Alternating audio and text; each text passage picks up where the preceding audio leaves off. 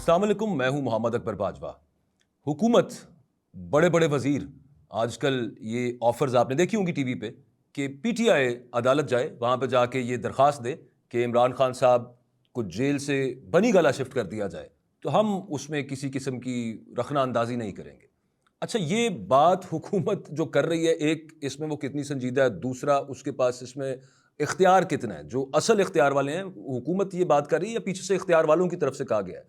और फिर तीसरा ये कि ये कोई ऑफर ही नहीं है। ये मैं पहले ही आपको सस्पेंस खत्म कर दूं कि इमरान खान साहब से मुलाकात होगी तो उन्होंने इस बात पे मानना ही नहीं। उसकी वजह है, उसकी वजह ये कि इससे पहले बहुत संजीदा मुज़ाकरात जो इमरान खान साहब के साथ चले गुज़श्ता साल, उसमें 5 ऑफर्स जिसमें कुछ शराइत भी हैं वो इमरान खान साहब के सामने रखी गई थी।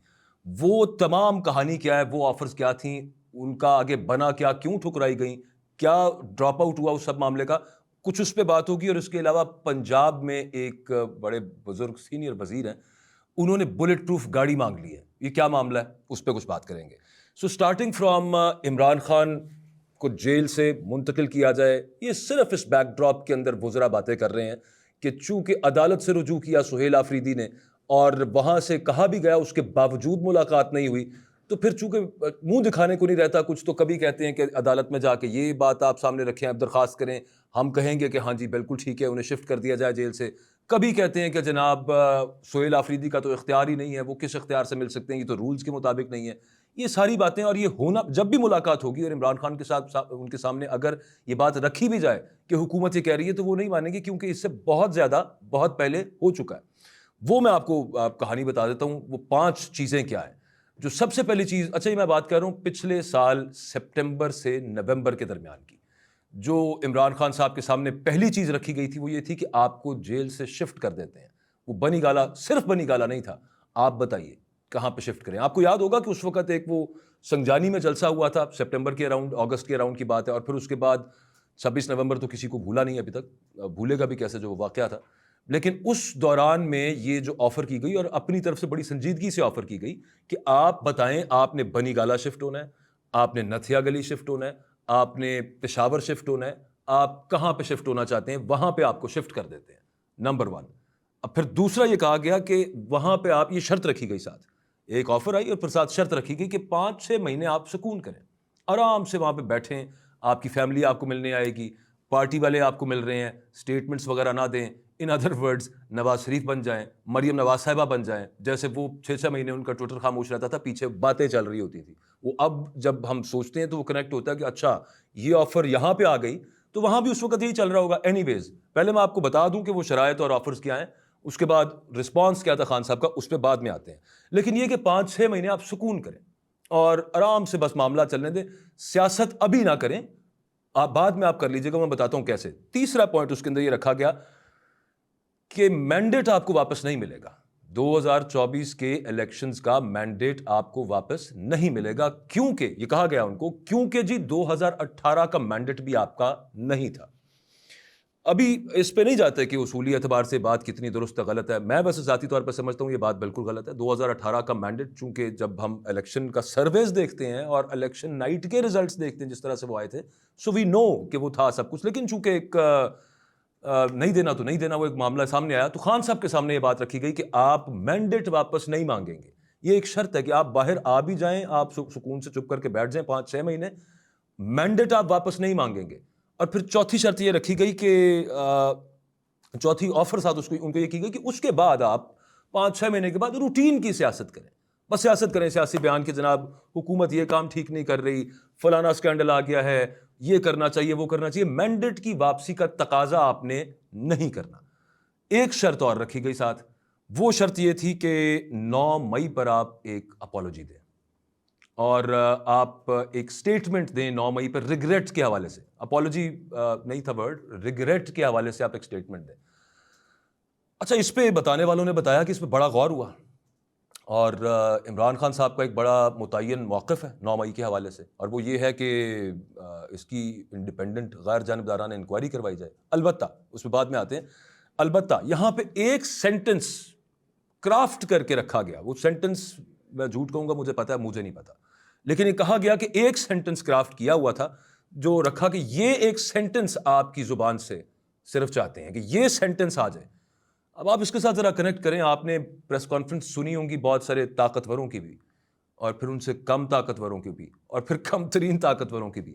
उसी दौर में, उसी अगर आप टाइम फ्रेम, टाइम इरा में वापस जाएं और ज़रा दिमाग पे जोर डालें तो आपको याद आएगा कि ये बार बार तब ये कहा जा रहा था कि माफ़ी मांग लें, 9 मई पे माफ़ी मांग लें।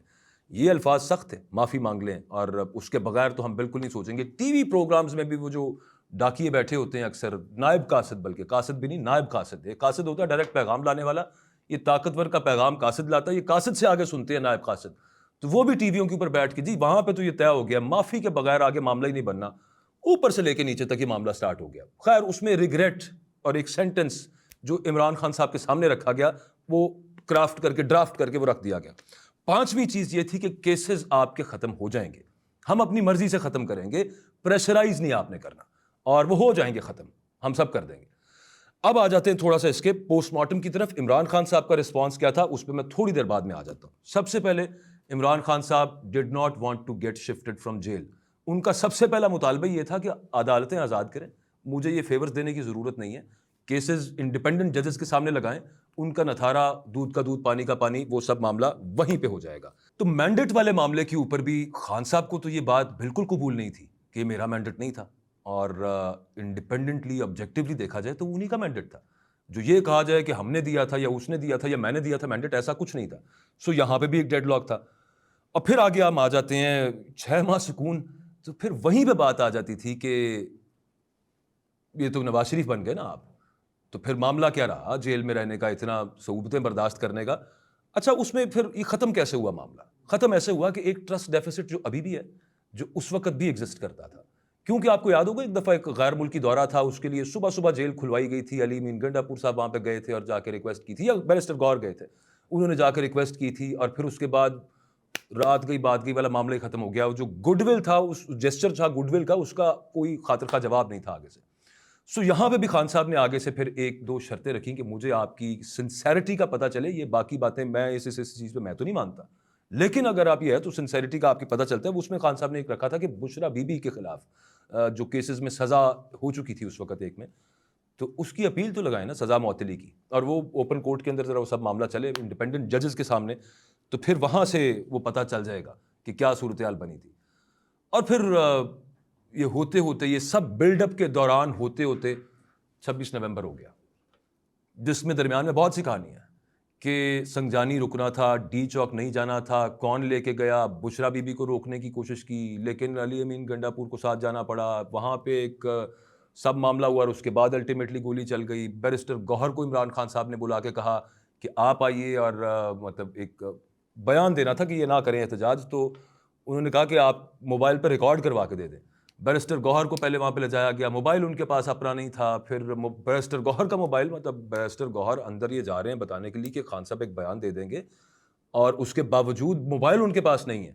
तो उनको यकीन हुआ, अगेन ट्रस्ट डेफिसिट, खान साहब को ये यकीन नहीं था, और ठीक बात है कि मतलब उसके साथ टेम्परिंग की जा सकती थी उस मामले के साथ। अच्छा, वो टीवी पे नजर नहीं था होना, वो सिर्फ क़यादत को, बुशरा बीबी और बाकियों को दिखाना था। इन सब बातों के अंदर किसी थोड़ी बहुत सदाकत हर चीज़ के अंदर है, और डिबेटेबल भी है कि यूं हुआ वो हुआ, क्योंकि डिफरेंट लोगों के डिफरेंट अकाउंट्स हैं, और बिल्कुल ये बेसरोपा की बातें नहीं हैं। लेकिन कमिंग टू द पॉइंट, मामला ये कि ये जो अब ऑफर करवा रही है हुकूमत कि आप अदालत से रुजू करें, हम उसमें रोड़े नहीं अटकाएंगे, और हम आपको बनी गाला शिफ्ट कर दें, और वहां पे ये तो बहुत छोटी चीजें हैं। हुकूमत के पे चेक से तो जो ऊपर के मामला थे जो उस वक्त होना थे वो हो चुके हुए हैं, और इमरान खान साहब अगर उस वक्त नहीं माने हुए थे तो इस वक्त जरा खुलने दें एक दफा, सिर्फ आप उनसे मुलाकातें दोबारा, और मुलाकातें खुलेंगी तो पहला फिक्रा जब अंदर जाके कोई ये बताएगा कि ये मामला चल रहा है, जो असद कैसर साहब कहते हैं कि चलें अगर आप ऑफर करवा रहे हैं, तो पॉलिटिकली यही जवाब बनता है कि हम उसको संजीदा लेते हैं, आप अपनी संजीदगी शो करें।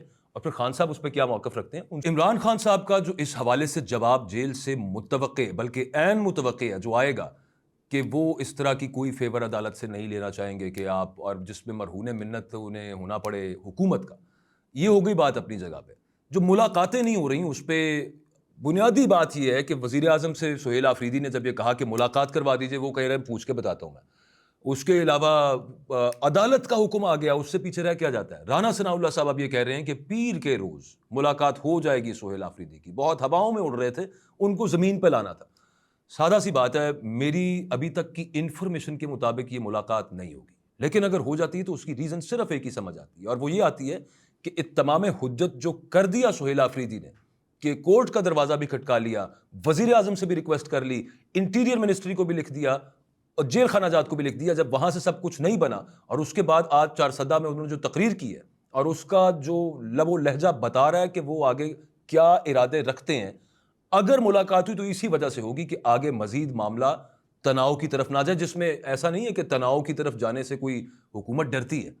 हुकूमत काफ़ी इस हवाले से एक हठधर्म है हुकूमत।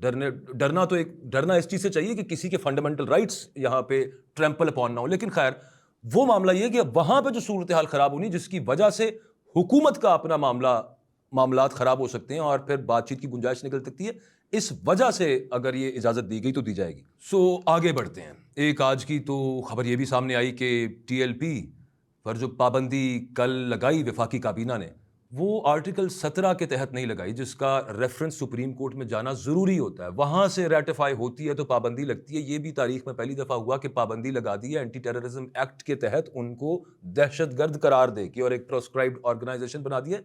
ऑर्गेनाइजेशन वो नहीं है जिस पे पाबंदी लगी है, वो एक पॉलिटिकल पार्टी है जो कि इलेक्शन कमीशन ऑफ पाकिस्तान के साथ रजिस्टर्ड है। खैर, ये कानूनी मामला अपनी जगह पर रहेगा। पंजाब के अंदर जब ये गवर्नमेंट आई थी, तो मैं अर्ज करूं कि इससे पहले होता क्या था यहाँ पे पंजाब में। सिक्योरिटी के हवाले से मामला उनकी बात कर रहा हूँ कि एक पाकिस्तान प्रिविलेज एक्ट है और उस एक्ट के तहत जो वज़रा हैं, हुकूमती मुशीर हैं बाकी और दीगर चीफ मिनिस्टर से लेके नीचे जो पूरी उनकी गवर्नमेंट है, एग्जीक्यूटिव जो है, इस पाकिस्तान प्रिविलेज एक्ट के तहत उनको घर मिलता है, गाड़ी मिलती है, सिक्योरिटी मिलती है, डिफरेंट अलाउंसेस और मिलते हैं। अच्छा, पहले क्या होता था कि एक सिपाही होता था उनके साथ, एक पुलिस वाला उनके साथ ट्रेवल करता था और साथ मतलब कॉन्वॉय नहीं था होता, वज़रा के साथ एक पुलिस वाला साथ ट्रेवल करता था सिक्योरिटी के लिए। उसके बाद इनको एक एक डाला दिया गया, काले डाले दिए गए हर वजीर को पंजाब के अंदर। और उसकी प्रेमिस क्या थी, वजह क्या थी? वजह ये थी कि, और ये बाकायदा ये रीज़न साइट की गई कि चूंकि PTI वाले वो कहीं कोई वजीर के साथ कोई नाचाकी बदतमीजी या कोई ऐसा मामला ना हो जाए बाजारों के अंदर, वही खौफ के जनाब आवाम में निकलेंगे तो फिर पता नहीं क्या मामला हो जाएगा। तो उस खौफ की वजह से एक एक डाला पहले साथ लगाया और उस डाले के अंदर फिर 4 पुलिस वाले, वो जिधर वजीर साहब जाते हैं वो उनके साथ साथ आगे पीछे घूमते हैं। ये एक नया उसूल बन गया हुआ है। The reason cited was PTI, not PTI voter and supporter, कि उनसे एक खौफ था कि अवाम में जाने का खौफ, वही जो खान साहब भी बात किया करते थे। लेकिन अभी ये हुआ है, राना इकबाल साहब ये पंजाब असेंबली के स्पीकर भी रहे हैं असल में, और बड़े अरसे के बाद, मतलब पंजाब की गवर्नमेंट कब से चल रही है, ये अचानक पिछले दिनों 70 साल के ये 2 हजरात हैं, मंशा साहब और ये राना इकबाल साहब, इनको वजारतें मिल गई हैं। ये शोएब भरत के पास वजारत थी लॉ की, जो कि शोएब भरत से लेके राना इकबाल साहब को दी गई। अब एक ही खानदान में 2 वजारतें हैं, एक राना सिकंदर साहब जिनके पास तालीम की वजारत है, दूसरे ये उन्हीं के रिश्ते के चाचा लगते हैं राना इकबाल साहब, इनको भी एक वजारत मिल गई। अच्छा, वो जो खानदानी होता है ना कि असल फैमिली तो ये है, राणा फूल की फैमिली तो ये है, ये जो सिकंदर है ये तो कज़न का बेटा है, आगे से इसको वजारत मिल गई तो हमें भी मिलनी है। ये चूंकि नवाज शरीफ साहब के मोतमद ख़ास हैं, ये उनके पास गए, जाके वहाँ पर रिक्वेस्ट की, फिर वजारतें ऐसे मिलती हैं। मैं सिर्फ बताना ये चाह रहा था आपको, असल स्टोरी में आ रहा हूँ मैं, कि जनाब वहाँ से फिर उन्होंने अपनी दुख्तर ने अख्तर को कहा कि आप इनको भी वजारत दें, और फिर एक इंपॉर्टेंट तरीन वजारत 70+ साल के राणा इकबाल साहब को मिल गई। अच्छा, वजारत मिल गई, सिक्योरिटी भी मिली हुई है, घर भी मिला हुआ है, वैसे अच्छा उनका गुजारा चल रहा था थोड़ा अर्सा पहले जब वजीर नहीं थे, लेकिन अब उन्होंने चीफ सेक्रेटरी को खत लिखा और उन्होंने कहा जी मुझे सिक्योरिटी के बड़े मसाइल दरपेश हैं, ये ताज़ा ही, और मुझे एक बुलेट प्रूफ गाड़ी दी जाए। चीफ सेक्रेटरी साहब ने उसकी, जाहिर है कि उन्हें भी पता है कि ये नवाज शरीफ साहब के खास बंदे हैं, तो इस वजह से उन्होंने सीधा इनकार नहीं किया। उन्होंने कहा जी देखें, हम जो आपको सिक्योरिटी दे सकते थे रूल्स के मुताबिक वो हमने आपको दी हुई है, एक्स्ट्रा सिक्योरिटी आपको चाहिए तो हाँ, उन्होंने साथ कहा, उन्होंने कहा SNGAD के पूल के अंदर, ये सर्विसेज एंड जनरल एडमिनिस्ट्रेशन के जो गाड़ियों का पूल है उसमें पड़ी हुई है बुलेट प्रूफ गाड़ियाँ, तो आप मुझे दे दें। मरियम नवाज साहबा के साथ बुलेट प्रूफ गाड़ियाँ होती हैं, वज़ीर आला के साथ, ऑफकोर्स वज़रा आला के साथ होती हैं। सो चीफ सेक्रेटरी साहब ने भी ये भांपते हुए कि मैं डायरेक्ट इनकार ना करूं राना साहब को, और राना साहब को खदशा क्या है, थ्रेट क्या है, किससे धमकी है, मैं चलें इस पे बात नहीं करते। लेकिन खैर, उन्होंने आगे मरियम नवाज साहिबा को वो समरी बना के भेज दी। उन्होंने कहा जनाब ये राना साहब ये कह रहे हैं, मैंने तो अपनी बसात के मुताबिक इनको जो रूल्स के मुताबिक सिक्योरिटी बनती है वो दे दी हुई थी, अलबत्ता अब आप देख लेंगे क्या करना है। इनको बुलेट प्रूफ गाड़ी देनी है तो वो आप उन्हें अलाउ कर सकती हैं। सो ये मामलात इस वक्त पंजाब के अंदर चल रहे हैं और ये अपडेट्स थी। इंशाल्लाह आपसे कल दोबारा मुलाकात होगी। अल्लाह हाफ़िज़।